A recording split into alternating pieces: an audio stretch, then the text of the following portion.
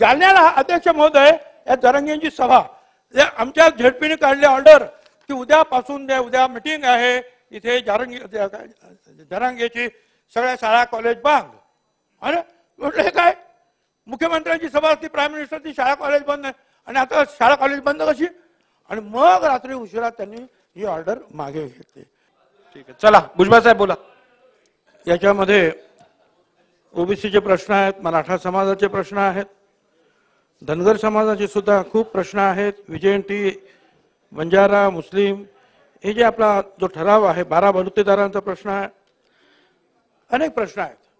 आणि याच्यामध्ये कालच मला असं वाटतं की धनगर समाजाचा सुद्धा फार मोठा मोर्चा ह्या आपल्या इकडे आला होता आणि त्यांचे सुद्धा काही प्रश्न आहेत. तर ते सुद्धा प्रश्न जे आहे एमकेबली सगळ्यांना विश्वासात घेऊन सोडणं आवश्यक आहे. त्यांचे सुद्धा जे आहेत यशवंतराव चव्हाण होळकर जोड रस्ते वगैरे वगैरे आहेत असे. अध्यक्ष महोदय ह्या सगळ्यांवर चर्चा करून जो आहे मार्ग काढता येईल. मला सुरुवातीला सांगायचं आहे की छगन भुजबळ हा मराठ्यांचा विरोधक आहे अशी प्रतिमा जी आहे गेली काही वर्षांनी अलीकडे फारच मोठ्या प्रमाणावर केली जाते. अध्यक्ष महोदय नगरसेवक म्हणून, महापौर म्हणून, आमदार म्हणून, मंत्री म्हणून कधीही हा ह्या समाजाचा आहे म्हणून याच्यावर अन्याय करा किंवा त्या समाजाचा आहे म्हणून अन्याय करा अशी भूमिका घेतलेली नाही. मराठा समाज सुद्धा मला सारखा आहे, ओबीसी सुद्धा सारखा आहे, धनगर, आदिवासी, दलित सगळे समाज सारखे आहेत. पण अध्यक्ष महोदय सध्या प्रतिमा अशी निर्माण केली गेली भुजबळ विरोधक भुजबळ विरोधक. अध्यक्ष महोदय या अगोदर 2 कायदे या सभागृहात मंजूर झाले. एकदा मी मंत्रिमंडळात होतो, एकदा विरोधी पक्षात होतो. दोन्ही वेळेला या कायद्याला समर्थन करणारा हात मी पहिल्यांदा वरती केला की नाही त्यांना द्या आरक्षण, त्यांना द्या. म्हणणं एवढंच होतं की वेगळं द्या. आणि मी जे म्हणतो याला कुणाचा विरोध आहे. आरक्षण ओबीसीला धक्का न लावता मराठा समाजाला द्या याला कुणाचा विरोध आहे. काँग्रेसचा विरोध नाही, पवार साहेबांचा विरोध नाही, आमचा कुणाचा विरोध नाही, मुख्यमंत्र्यांचा. मग मी तेच म्हणतो आमच्या आपल्या ओबीसी आरक्षणाला धक्का न लावता मराठा समाजाला आरक्षण द्या. पण टार्गेट मात्र जे आहे छगन भुजबळला केलं जात आहे. सगळे तर तेच बोलताय, मग मलाच कशाला टार्गेट करताय. मी काय विरुद्ध बोललो. अध्यक्ष महोदय मी आता अनेक प्रश्न जे आहेत थोडक्यात मध्ये मांडणार आहे. मी काय कुठलंही रिपिटेशन करणार नाही. याच्यामध्ये म्हटलेलं आहे की सारथी बारथी वगैरे त्यांना त्यांचे प्रश्न सोडवा.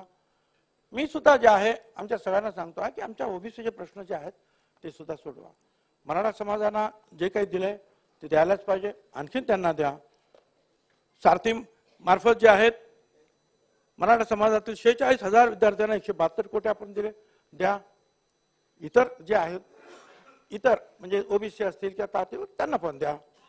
अण्णासाहेब पाटील आर्थिक विकास महामंडळाचे 70,000 लाभार्थ्यांना 5,160 कोटी रुपये दिले, इतरांना द्या. ओबीसी समाजाला अजून सुद्धा इतर मागासवर्गीयांना म्हणजे माहिती आहे 1000 कोटी रुपये सुद्धा एवढ्या वर्षामध्ये जे आपण क्रॉस करू शकलो नाही. आमचं म्हणणं असं आहे की त्यांना द्या, यांना सुद्धा द्या. काय चुका आमची. अध्यक्ष महोदय या आर्थिक दुर्बल घटकांसाठी जे लागू केलेलं आहे 10% आरक्षण जे आता मोदी साहेबांनी नवीन केलं, 75% पेक्षा जास्त नोकऱ्यांमध्ये 10% मराठा समाजाला आरक्षण मिळालं. हे माझे नाही, सरकारचे आकडे आहेत. मंत्र्यांनी जे वेळोवेळी जाहीर केलं, वर्तमानपत्रात सुद्धा आलं. महाराष्ट्र लोकसेवा आयोगाने जे काही 650 नियुक्त्या केल्या 85% मराठा समाजाच्या केल्या. आनंद आहे. छत्रपती शाहू महाराज शिक्षण शुल्क शिष्यवृत्ती, पंजाबराव देशमुख वसतिगृह निर्वाह भत्ता मराठा समाजातील 2,13,000 लोकांना एकूण 10,554 कोटी रुपये दिले. आनंद आहे. इतरांना सुद्धा ते द्या. माझं एवढंच म्हणणं आहे. आणि मी ह्या अर्थमंत्र्यांना सांगितलं, मुख्यमंत्र्यांना सांगितलं की जे जे त्यांना देतात, आणि हे मंत्रिमंडळामध्ये मी बोललो त्याच्यावर आधी मग मुख्य सचिवांनी सांगितलं नाही आम्ही हे सगळ्यांना सारखं देऊ. आमचं हेच तर म्हणणं आहे की सगळ्यांना सारखं द्या. साधं या महाज्योतीचं जे आहेत आपण काम सुरू केलं. काय झालंय, सारथीचं मुख्यालय कोल्हापूर, नाशिक, औरंगाबाद, खारघर, लातूर, नागपूर, अमरावती 8 ठिकाणी जागा दिल्या. 1 रुपया प्रति स्क्वेअर फूट, 1 रुपया. महाज्योतीसाठी नागपूरमध्ये पहिल्यांदाच प्रयत्न केला जागा मिळवण्याचा. त्यांना सांगितलं 28 कोटी रुपये अगोदर भरा, मग तुम्हाला जागा मिळेल. आणि ती सुद्धा फाईल इकडे तिकडे जाते. अध्यक्ष महोदय, काय करायचं, आम्ही मागायचं नाही. तुम्ही त्यांना द्यायला दिलत ना, आम्हाला का नाही 1 रुपयाने. म्हणजे ओबीसींना, मी ओबीसी आहे म्हणून मी त्यांना आणि मला म्हणतोय, त्यांना दिलं, आम्हालाही द्या. 1849 कोटी रुपये जे आहे आतापर्यंत या कामासाठी मंजूर करण्यात आले. सारथीच्या वसतिगृहासाठी शासनाच्या इमारतीमध्ये सुद्धा विभागीय कार्यालय सुरू झाली. सर्व ठिकाणी, सर्व विभागांमध्ये. महाज्योतीचे फक्त नाशिक, औरंगाबाद, पुणे कार्यालय सुरू होत आहे, जागा मिळत नाही, अडचणी निर्माण करतात. सर्व सारथीमध्ये सर्व विभागीय कार्यालयासाठी उपजिल्हाधिकारी दर्जाचे उपव्यवस्थापक, संचालक आणि स्टाफ आहे. महाज्योतीचा अजून आकृतीबंध मंजूर नसल्यामुळे मुख्यालयात सुद्धा काम करायला अधिकारी नाही. फक्त वरिष्ठ सहाय्यक दर्जाचे कर्मचारी आहेत. माझं म्हणणं आहे की हा दुजाभाव नको. 72 वसतिगृह तातडीने मंजूर करावी, ओबीसी विद्यार्थ्यांसाठी जाहीर केली, ही आमची मागणी आहे. आता दुसरा सभा कधी कधी अशा एखादी खोच टाकली जाते. व्यावसायिक अभ्यासक्रमासह पारंपरिक अभ्यासक्रमातील विद्यार्थ्यांना प्रवेश मिळावा यासाठी आम्ही असं म्हणतोय की शासन निर्णयातली व्यावसायिक हा शब्द वगळा. सारथी भारतीमध्ये व्यावसायिक हा शब्द नाही, मग महाज्योतीमध्ये हा शब्द कसा काय टाकता? लहान एखादी गोष्ट करून टाकता. अध्यक्ष महोदय, जर सारथीच्या विद्यार्थ्यांना जागा मिळाली नाही तर महिन्याला 6,000 रुपये मिळतात. आमचं म्हणणं आहे की ओबीसीना द्या 6,000 रुपये मिळणार. ते आता म्हणतात आम्ही करतो आहोत त्याची व्यवस्था. ह्या वंचित समाजाच्या कल्याणासाठी योजना राबवताना भेदभाव नको. ओबीसी आणि धनगर समाजाचे प्रस्ताव अनेक महिने अडकलेले आहेत. धनगर समाजाच्यासाठी 2019 मध्ये 1,000 कोटीच्या 12 योजना जाहीर केल्या. पुरेसा निधी अजून मिळालेला नाही. धनगर विद्यार्थ्यांचे प्रस्ताव धुळखात बसलेले आहेत. विद्यार्थ्यांना 5,500 धनगर विद्यार्थ्यांना दर्जेदार शिक्षण दिलं जातं. त्यासाठी एका विद्यार्थ्या पाठीमागे 70,000 रुपये खर्च आहे. ही संख्या वाढवावी असा प्रस्ताव आहे. आदिवासी समाजातील 25,000 आदिवासींना अशा प्रकारचं शिक्षण देत आहे. आम्ही म्हटलं यांना पण द्या. अध्यक्ष महोदय, धनगर वस्त्या एकमेकाला जोडण्यासाठी, गावांना जोडण्यासाठी योजना आहेत. तांडा योजनेअंतर्गत बंजारा तांड्यावरील एक दुसऱ्याला जोडणारे रस्ते ते प्रस्तावित आहेत. अण्णासाहेब पाटील आर्थिक विकास महामंडळाचं भांडवल 1,000 कोटीचं आहे. ओबीसी महामंडळाचं भांडवल आहे 150 कोटी. म्हणायला गेलं तर ओबीसी समाज सगळ्यात मोठा आहे. तुम्ही 54% म्हणा, 50% म्हणा, आणखीन काय म्हणा, पण त्यांना 1,000 कोटीचं असेल तर यांना 150 कोटी का? ते वाढवा. अध्यक्ष महोदय, हे असे जे प्रश्न आहेत. वसंतराव नाईक महामंडळाचं भांडवल 100 कोटी फक्त आहे, वाढवा ना ते. हे जे प्रश्न आहेत अध्यक्ष महोदय, माझ्याकडे जे मी आता बोललो, 1 रुपया भावानं जे आहेत 9 ठिकाणी जागा मिळाल्या.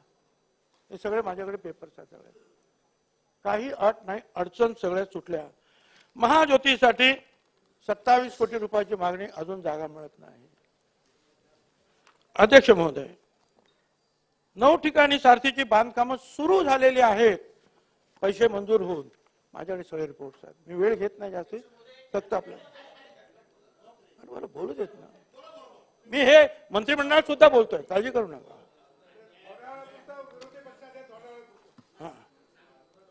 अध्यक्ष महोदय, आता हा सर्वोच्च न्यायालयाने जो मराठा आरक्षणाचा मागचा जो आपला निकाल जो आहे त्यांनी जो फिरवला, त्याच्यामध्ये तो गायकवाड रिपोर्ट जो होता त्याच्यामध्ये काय म्हटलं होतं? लोकसेवा आयोगामधील प्रतिनिधित्व आहे मराठा समाजाचं,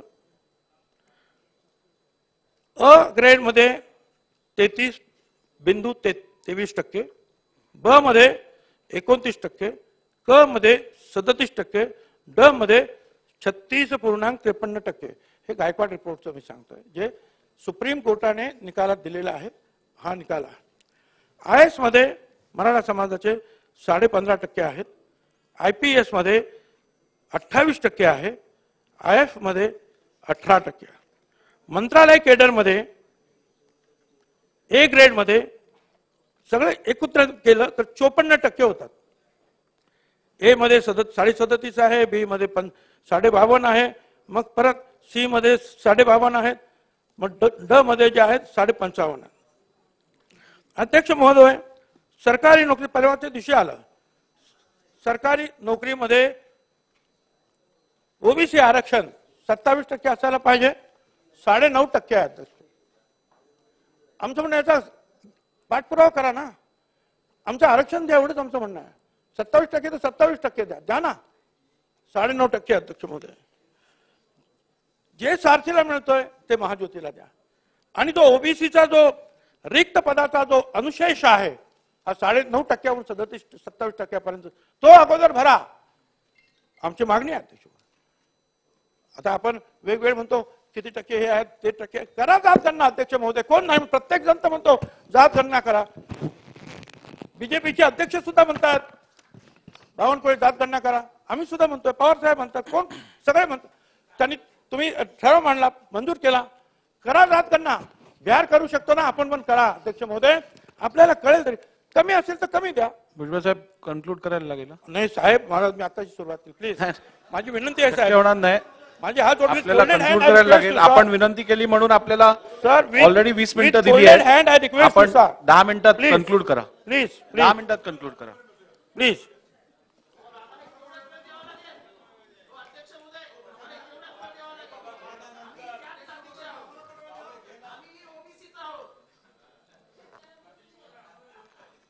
अध्यक्ष महोदय, आता बघा, हायकोर्टामध्ये एक केस मांडण्यात आली, बाळासाहेब सराटे त्यांनी काय केस मांडली की हे सगळे ओबीसी जे आहेत भरलेले आहेत, आता हे सगळे बेकायदेशीर आहेत, त्यांना सगळ्या ओबीसीच्या कॅटेगरीतून बाहेर काढा.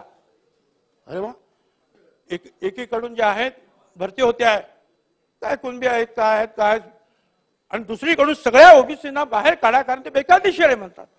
अध्यक्ष महोदय, पंडित जवाहरलाल नेहरू त्यावेळेला सगळ्या राज्यांना सांगितलं तुम्हाला जे करायचं ते करा. कालेलकर आयोग त्यांनी फेटाळला होता, पण त्यांनी सांगितलं करा काय करायचं. त्यावेळेला यशवंतराव चव्हाणांनी बीटी देशमुख कमिटी नेमली. 68 सालामध्ये वसंतराव नाईक मुख्यमंत्री असताना पहिलं आरक्षण मिळालं 14%. त्याच्यानंतर मंडल आयोगाचं झालं आणि त्याच्यामध्ये 27% आरक्षण मिळालं. ते 9 जज लोकांनी जे आहे त्याच्यामध्ये पीबी सावंत आपले अतिशय ज्ञानीग्रस्त जे आहेत महाराष्ट्रातले, ते एक तिथे बसलेले होते 9 मध्ये, त्यांनी हे सगळं मंजूर केलं. अध्यक्ष महोदय, आणि त्यावेळेपासून हे सगळं आहे, पण आता ते म्हणतात की यांना सगळ्यांना बाहेर काढा. अध्यक्ष महोदय, आमचं म्हणणं असं आहे की हे मी आता हे सगळं माहिती आहे आपल्याला, परत परत सांगत नाही कारण वेळ कमी आहे. राज्यामध्ये अशांततेचं वातावरण आहे, हे म्हणतात ते म्हणतात ते म्हणतात, सगळं म्हणतात. कोणी केलं? मी केलं. अध्यक्ष महोदय, 2 महिने त्यांचा चाललं होतं. सुरुवातीला ए भुजबळ तुला आरक्षण ठेवूनच दाखवीन, नाही तुझा खुटाच उपटीला. अरे, आणि मी काय केलं? मी तर गप्प बसलेलं आहे, मला काय माहितच नाही कोण काय ते जरांगेने कोण काय. मी आपल्याला काय चाललंय यांचं, बोलले फक्त भुजबळ भुजबळ भुजबळ, मी गप्प. अध्यक्ष महोदय, तुम्हाला काय सांगायचं, काय शिव्यांचा असा वर्षाव, काय मी तुम्हाला तो देतो ते सगळे कागद, काय तू वाचू शकणार नाही एवढ्या खाणेरड्या शिव्या. काय मुला बायकांना, आम्हाला सगळ्या सुनांना सगळ्यांना मेसेज, आम्ही तक्रार केली, काही नाही, तरी मी गप्प. परंतु ज्या वेळेला बीड पेटलं आणि आमदारांची सुद्धा घरं पेटली, जीव धोक्यात आले.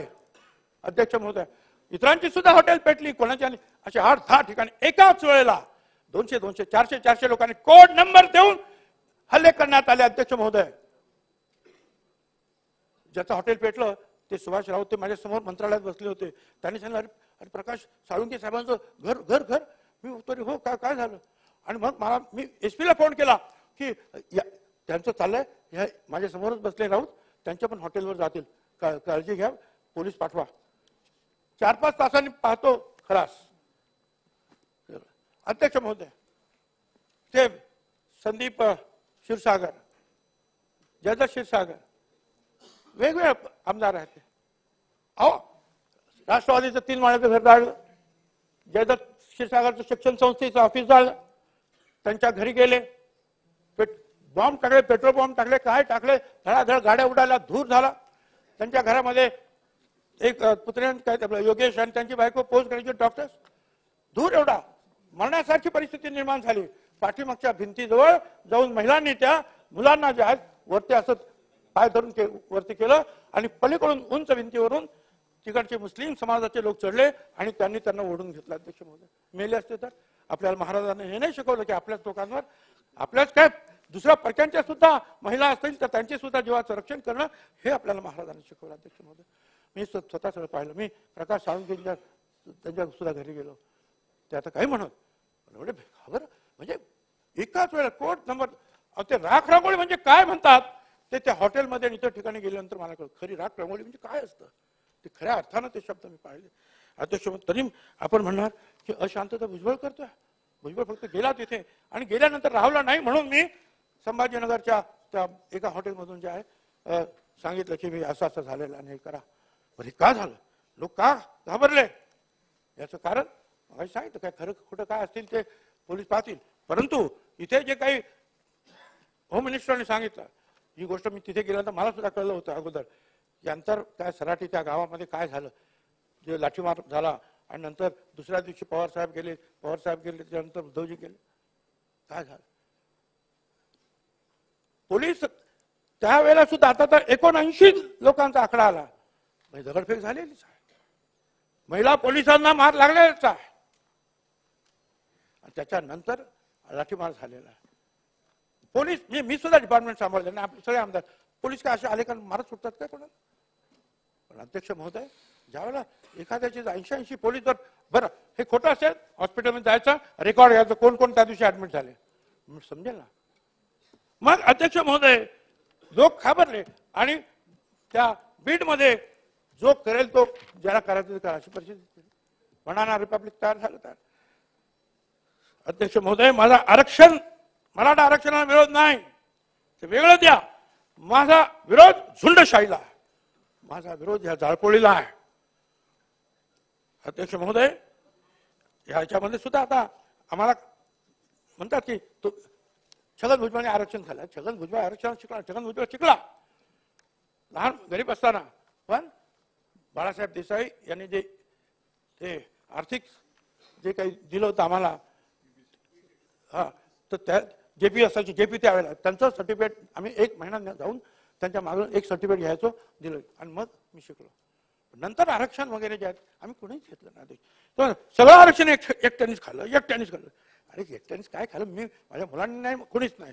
प्रश्न असा आहे की याच्यामध्ये 13% तर दलित आहे, 7% तर आदिवासी आहेत, 3% विमुक्त जाती आहेत. बेरड, कैकाडी, पारधी, भामटा, रामोशी 14 जाती. भज ब मध्ये एनटीपी मध्ये 2.5% गोसावी, बेलदार, भराडी 37 जाती. भज क मध्ये 3.5% धनगर त्यांच्या तत्सम जाती. भज ड मध्ये 2% वंजारी जाती आणि गोवारी 2% 17% शिल्लक आहे. आमचं म्हणणं असं आहे की 17% मध्ये 374 जाती आहेत. एक मोठी जात कुणबी आहे, तेली आहे, माळी आहे, सुतार, लोहार, कुंभार अनेक आहे. अध्यक्ष मध्ये याच्यात येऊन काय भेटणार.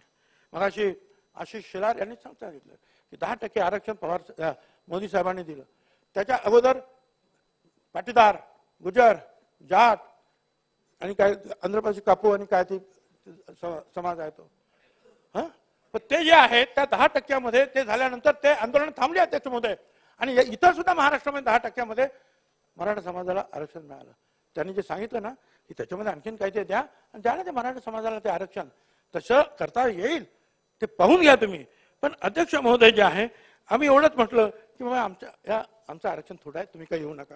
आणि अध्यक्ष महोदय आपण इतर ठिकाणी जे आहे शेतीवाडीला सुद्धा दिलं, मिटिंग आहे, जाहीर सभा आहे, परंतु दुसऱ्यांचं शेताचं नुकसान केलं त्या लोकांनी दिले पैसे द्यायला पाहिजे. पण मग कोट्यावधी रुपयांच्या घरं जाळण्यात आली त्यांना सुद्धा द्या ना पैसे, सरकारनं पैसे. मी त्यांना सांगतोय प्रकाश सोळंके असतील, ते संदीप क्षीरसागर असतील, हॉटेल असेल, कुणी असेल, द्या ना. ही माझी मागणी आहे अध्यक्ष महोदय. अध्यक्ष महोदय, शिंदे समिती स्थापन झाली. मला फोन केला, सांगितलं की बाबा असं असं निजामकालीन जे आहेत. म्हटलं द्या ना, आमचं काय म्हणणं नाही. जर कुणबी निघालं असेल, एखाद्याचं राहिलं असेल त्या भागात तर द्या. आम्ही दिलं अध्यक्ष महोदय. परंतु नंतर नंतर नंतर ते म्हणाले नाही, वाढतच गेलं. पहिल्या दिवशी सांगितलं 5,000चा काहीतरी मिळाला आकडा आणि म्हणाले की तेलंगणात मध्ये निवडणुका जाता येत नाही. ऐकायला तयार नाहीत, उपोषण करते. 2 दिवसांनी सांगितलं 10,500. कॅबिनेटमध्ये आले 13,500. त्याच्या दुसऱ्या दिवशी आले आणखी 2,000. बरं ते नाही झालं, मग मराठवाड्यातील सर्व मराठा समाजाला कुणबी सर्टिफिकेट द्या. ठीक झालं. मग त्याच्यानंतर सगळ्या महाराष्ट्रातील समाजाला कुणबी मराठा समाजाला कुणबी समाज मराठा सर्टिफिकेट द्या. आता असं म्हणून विचारलं मग काल पृथ्वीराज बाबांना, तुम्ही घेणार का? बाळासाहेब थोरात तुम्ही घेणार? शंभूराज तुम्ही घेणार का? अरे पण नसेल तर सांगा. एक नारायण राणे तरी बोलले की नाही, मराठा समाज हा मराठा समाज आहे, कुणबी वेगळा समाज आहे. पण मग कशासाठी? हा वाटतं की सगळ्यांना द्या. अध्यक्ष महोदय, आमचा विरोध यासाठी आहे की भाई संपूर्ण महाराष्ट्राची व्याप्ती तुम्ही करता. अगोदरच या महाराष्ट्रामध्ये ज्यांना पाहिजे त्यांनी घेतलेले आहेत, पण आता जाऊन ज्या पद्धतीने ते घेतले जातात अध्यक्ष महोदय, ते फारच अध्यक्ष महोदय सांगण्याच्या अतिशय चुकीच्या पद्धतीने ते अध्यक्ष महोदय त्याच्यामध्ये जे आहे ती मांडणी केली जाते. आणि काही ठिकाणी लोक घाबरून जे आहेत वाटेल तसे ते. आता इथे बघा, मी आज अहमदनगरमध्ये जामखेड आणि काय निमगाव वगैरे तिकडचं कुणबी त्याच्यामध्ये कोण सुतार आहे, कोण ब्राह्मण आहे, कोण वंजारी आहे, सगळं कुणबी लिहून टाकले याकडे. हे माझ्याकडे कागद आहे. हे दुसरे जे आहेत त्याच्यामध्ये काय आणखीन चाललंय. पूर्वी आपल्या नावामध्ये छगन एक नाव, खालच्या ह्याच्यामध्ये मग वडिलांचे नाव चंद्रकांत, मग खालच्या ह्याच्यामध्ये आडनाव भुजबळ, म्हणजे 3 ओळी गेल्या. मग आडवी रेख, पण त्याच वेळेला उभी पण रेख येते आणि तिथे लिहितात जात. आता तिथे जात लिहिली समजा सुतार, मग 2 ओळी शिल्लक राहिल्या वडिलांच्या पुढची आणि आडनावाच्या पुढची, तिथे लिहून टाकतात कुणबी. You understand? हे सगळं माझ्याकडे या मी दाखवलं त्यांना. हे चाललंय असं अध्यक्ष. हे आपण थांबवणार की नाही हे थांबवा, एवढंच मला म्हणायचं आहे. अध्यक्ष महोदय, मी अनेक वेळा सांगितलं, ह्या भारतीय संविधानाच्या 19व्या कलमानुसार आपल्याला कुणाला बंदी करता येत नाही. प्रत्येक गावामध्ये मी सांगतो, अरे उठवा, हे काढा बोर्ड, जाऊ द्या आमदारांना, त्यांना कामं आहेत त्यांना, जाऊ द्या. जाऊ देत नाही कोणाला पण. म्हणजे केंद्रीय मंत्री त्यांच्यावर दगडफेक, आमदारांना, अनेक आमदारांना दगडफेक झाली. कशासाठी? पण याच वेळेला त्या दिवशी म्हणालो की ठराविक काही लोकांना मग संधी कशी काय मिळाली जायला आतमध्ये, हेही चुकीचं आहे. आणि मग संशयाला पालवी फुटते की बघ या लोकांना तुम्ही आतमध्ये येऊन देता, भाषण तुम्ही करता, करा पण सगळ्यांना करा, एवढंच माझं म्हणणं. बरं, यांच्या मिटिंग तरी कधी? रात्री 12 वाजता, 1 वाजता, आम्हाला 10 वाजले का मुख्यमंत्र्यांनी सुद्धा स्विच ऑफ. नियम नाही, काय नाही, काय चाललं अध्यक्ष महोदय. हे जे आहे की नाही, काय तुम्ही तर वकीलच आहात. मग का नाही 1 महिन्याची सजा आहे? का नाही त्यांच्यावर? जे लोक आता तरी ज्यांनी बोर्ड लावलेले आहे ते बोर्ड काढून करा त्यांना 1 महिन्याची सजा. अध्यक्ष महोदय, शेंडी गावातली एक महिला का ती फक्त काय ते आमच्या मीटिंगला आली, सरपंच महिला, गावबंदी.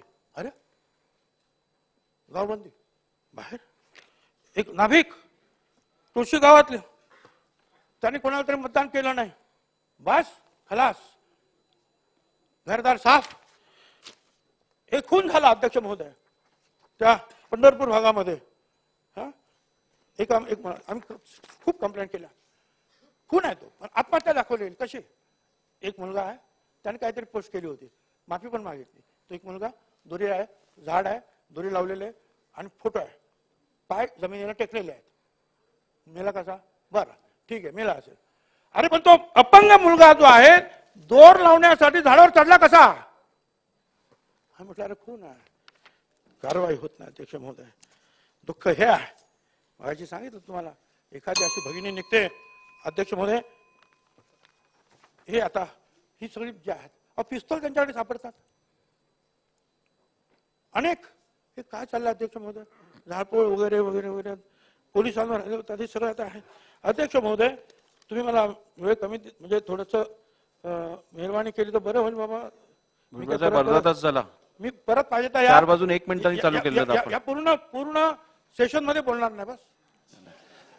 नाही पण या प्रस्तावावर बरेचशे लोकांना बोलायचं असल्यामुळे अजून मॅक्सिमम 5 मिनिटात आपण एक 10 मिनिटं 5 मिनिटात आणखीन एक बाबा बरोबर ना 10 मिनिटं चालली. जालन्याला अध्यक्ष महोदय या जरांगेंची सभा आमच्या झेडपीने काढली ऑर्डर की उद्यापासून उद्या मिटिंग आहे इथे जरांगेची सगळ्या शाळा कॉलेज बंद. अरे म्हटले काय मुख्यमंत्र्यांची सभा असती प्राईम मिनिस्टरची शाळा कॉलेज बंद आहे आणि आता शाळा कॉलेज बंद कशी. आणि मग रात्री उशिरा त्यांनी ही ऑर्डर मागे घेतली. अध्यक्ष महोदय काय आता हे तर आहे कालपासून चाललं हे आयोगाचं काय चाललंय.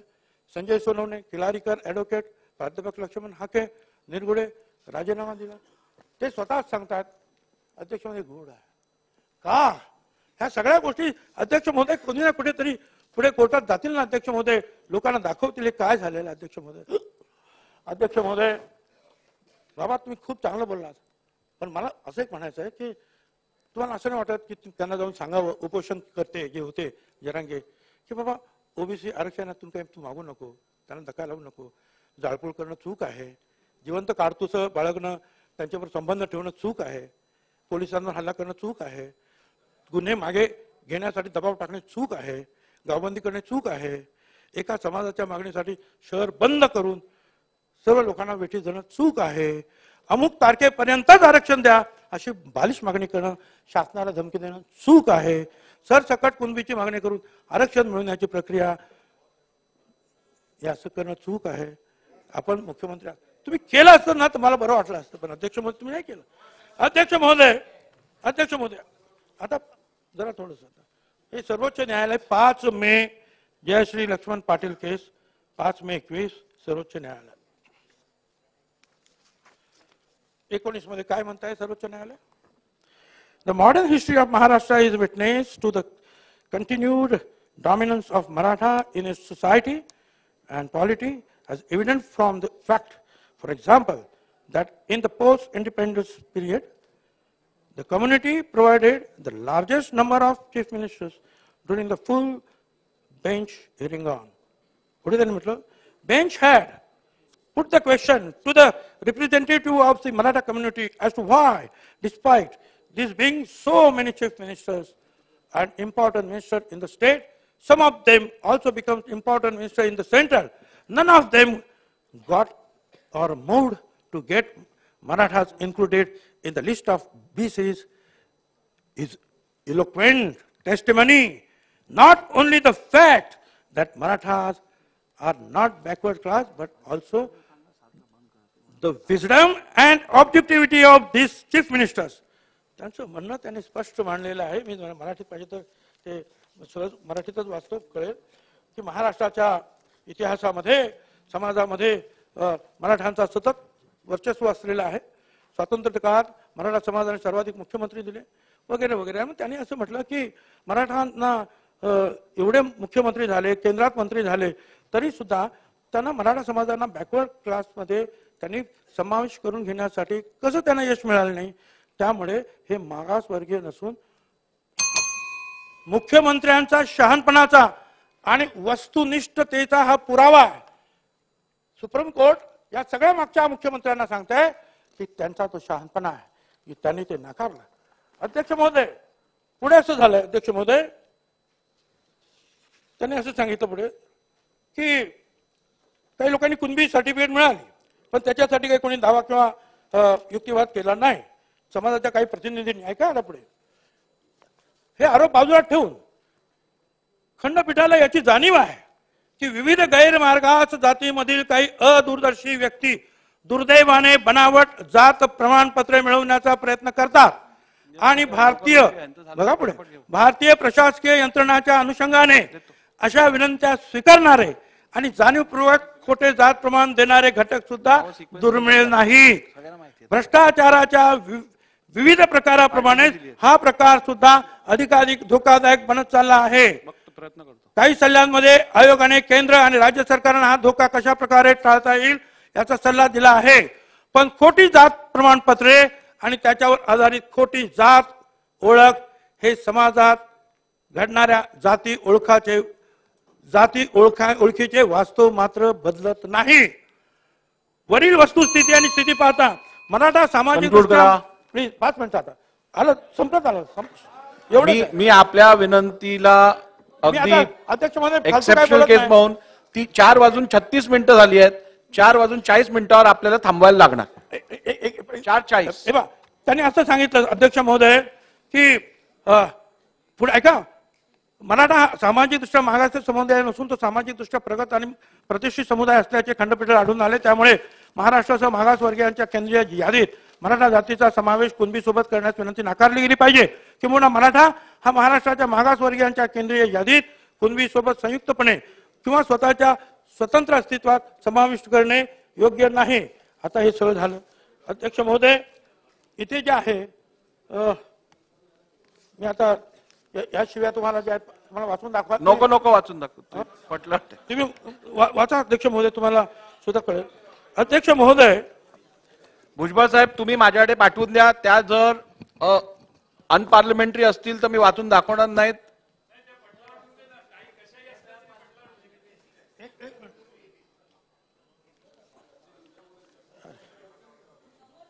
अध्यक्ष महोदय आता ऐका, जरांगे साहेबांचा पुन्हा हल्ला बोल. मी त्याचा कार्यक्रमच करतो म्हणजे माझा.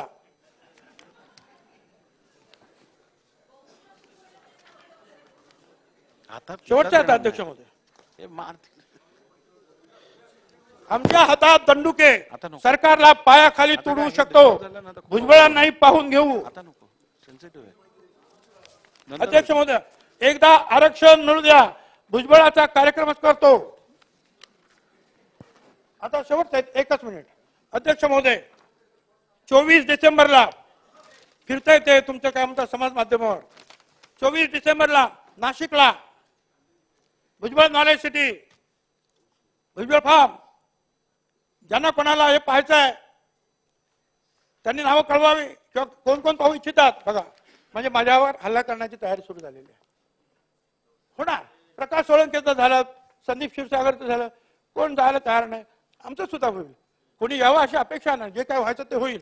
पण अध्यक्ष महोदय त्याच्या पुढे अध्यक्ष महोदय कालपासून मी सकाळी उठलो आणि पाहिलं अरे पोलीस का वाढवता रे, कशात काय झाली गडबड काय झाली. साहित्यावरून इनपुट आलेलं आहे की भुजबळाला गोळी मारली जाईल. पोलिसांचा रिपोर्ट. पोलीस मारा हरकत नाही, मला तयार आहे अध्यक्ष महोदय. परंतु अध्यक्ष महोदय मला म्हणायचं हेच की हे जे आपलं चाललेलं आहे मराठा आरक्षणाला माझा विरोध नाही. त्यांना वेगळं आरक्षण द्या, ही सुंदरशाही थांबवा. आज छगन भुजबळ आहे, उद्या आणखी कोणी प्रकाश सोळंके झाला, क्षीरसागर झाला, आणखी झाला, आता भुजबळ होईल, मग हे होईल, मग ते होईल, मग ते होईल. आणि आपण सगळे गप्प बसणार आहात. काही त्याच्यावर बोलणार नाही, कोणी त्याचा धिक्कार करणार नाही, कोणी त्याचा निषेध करणार नाही, कोणी त्यांना बघायला जाणार नाही. ज्यांची घरं जळतील त्यांना अध्यक्ष महोदय काय करणार आपण महाराष्ट्र. आपण खऱ्या अर्थानं या महाराष्ट्रामध्ये हे आपण सगळं पाहणार आहोत का. कोणी याच्यावर धन्यवाद. हाच या महाराष्ट्रासमोर आज माझा प्रश्न आहे. धन्यवाद.